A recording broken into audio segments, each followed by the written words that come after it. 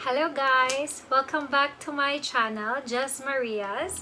And for this episode, nakikita nyo ba itong dalawang blue bag sa tabi ko?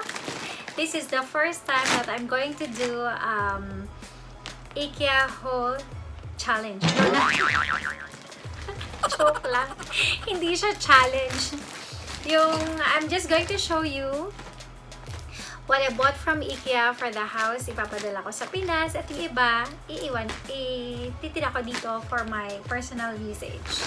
Yan. So, this is the first time that I'm going to do IKEA haul, shopping haul. So, good luck sa akin.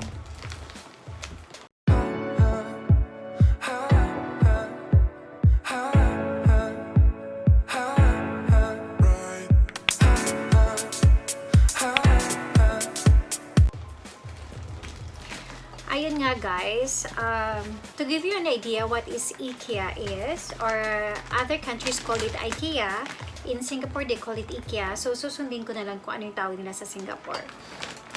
Teka lang, wait, close muna natin. IKEA is a Swedish multinational group. It was founded in Sweden since 1943.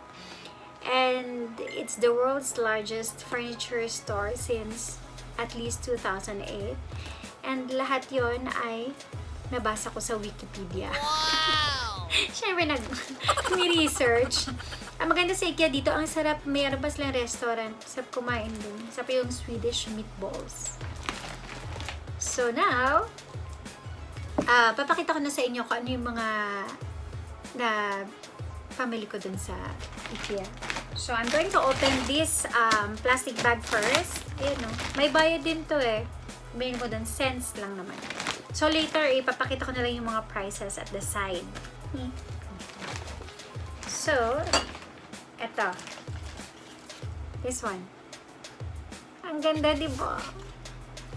Lagayan ng mga condiments. Salt, pepper, whatever. Kitchen. Yeah, dalawa. I have two of this. Okay. And I like this. Ito. Tissue holder. White color. Roses yung design niya. Yung price niya later.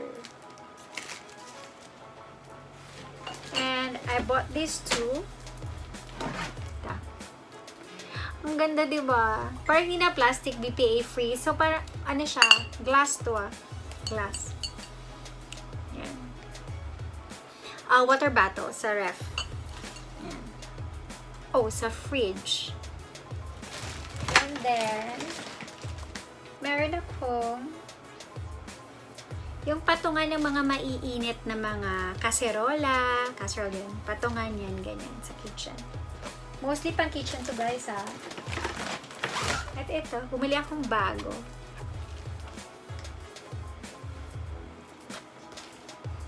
Nag-enjoy ako mag-open ng plastic bag and showing you yung mga napamili ko. Yan o, wooden. Ganda kasi pag wood eh. Ano tawag dito? Wooden spatula. Wooden spatula ba? Yan. Mag-comment na lang kayo ha, pag hindi ko alam yung pangalan ng iba. Anyway. Konti lang naman. Ito gusto ko to kasi ayan, meron siyang tawag nito, yung pag tutulo dito yung water pag magpapatayo ka. Yan. At ang purpose ko nito talaga, kaya ko binili rin to, ilalagay ko siya sa sink.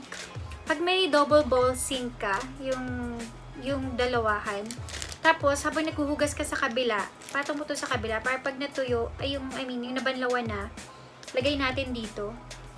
Tapos, ayan. Tumutulo siya, tapos punasan para dry parati yung mga gamit natin. Ay, yung mga plato natin. And ito, bumili ako nito. Yung bowl.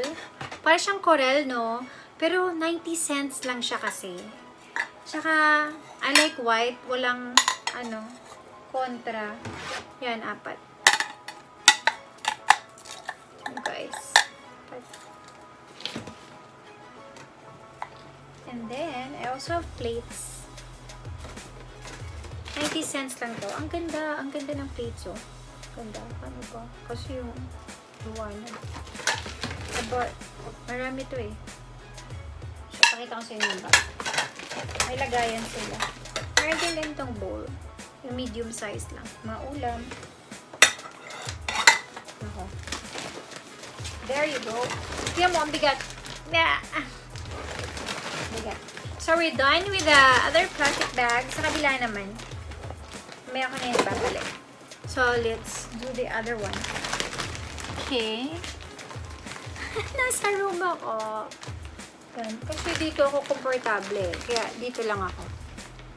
Ayan. The second one. The second bag. Yan. Tumatatawa kayo, guys. Papadala ko ito sa package. Di ba pumunta akong LBC? Kung nakita niyo yung previous vlog ko.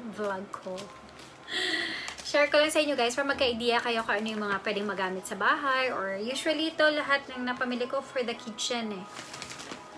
Tulad nito. Ito. Gusto ko to kasi after mo maghugas ng mga plates, baso, or anything. Paghugas, pinapatong ko dito para ma-absorb yung water muna. Ganon. Yung kanina, okay din yun, yung sa sink. Pero after minsan, or pag wala ka nun, gusto ko pa rin to. Pag yung nagmamadali ka, patong mo siya dito. So, I bought 3 of this. Ayan o, may sample. Diba? Napatong ganyan. And the price of this. And then, meron akong iba't ibang sizes to ng ziplock. Iba't ibang sizes ng ziplock. This one. May smaller naman. Mag-store ka ng mga either food, this a fridge. And para kasi sa new house, kaya may 3 ko nito. Mura kasi doon, naka-sale. Kaya ko naman. And then, tissue holder. Yan, tissue holder. Ayan, guys. At, syempre, may tissue. May tissue holder, may tissue. Yan. And yung mga, ito, what do you call this nga? Ganito eh. Yung sabitan. Sabitan nito. Wala kasi mga name. Diba yan? Lagyan ko nilang ng name sa gilid later. Pot holder. This one. Tapos mga sabitan. And, konti lang naman pala yung nabili ko. Ay, nandun sa dulo yung grater na ilabas ko. Ito, ilalagay ko to sa kitchen drawer. Diba? Sa kitchen, may drawer. Tapos, if you notice, yun, gusto ko lagyan dito yung mga kutsara, tinidor, tapos, spoon, fork, and knife, or ano ba yun? Sa bread knife or something, anything. Pwede. Sa loob ng drawer, para hindi siya kalat-kalat. Nakatago. So, I have 2 of this. Ay. Yan na siya. And then, the last but not the least, imagine, bumili ako ng, maniwala ka, bumili ako ng upuan. Stool. Foldable stool. Magano to. Naka-sale kasi, kung $5 or, let's say $6, so magkano yun? 4 times 6, 200 pesos. Kolong, kasi maganda siya eh, matibay siya. So, I have 4 of these, you see? 2, 3, and 4. So, that's all for now. Ilabas ko siya ulit. Ayan. Madali lang siya ilagay sa package, tapos dalhin sa Pilipinas. Pero naman sa Pinas ito. Kaso gusto ko lang talagang galing dito. Siguro pag may IKEA na sa Pilipinas, naku, parang ano yata, ako talaga dun. Magpapa-member ako dun. Member na rin ako dito. Ayun, but for now, actually, member ako ng Mandawi Foam.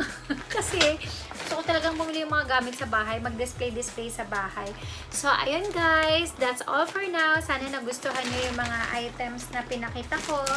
At nagka-idea kayo kung ano yung mga pwedeng, o nga no, magdagdag sa bahay, o nga no, magandang, meron sana tayo niyan, ganyan.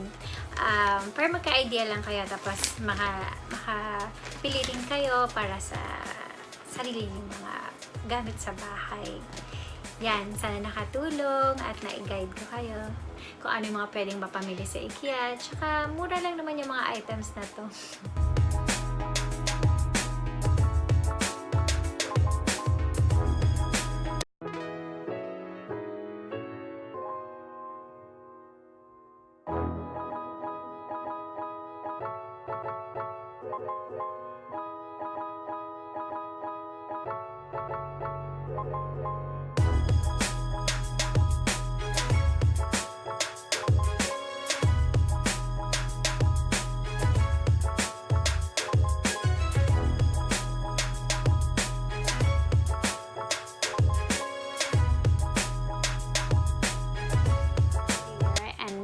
I'm happy that I was able to share with you what are the items that I bought from IKEA, and I'm excited also na mailagay na siya sa bahay soon.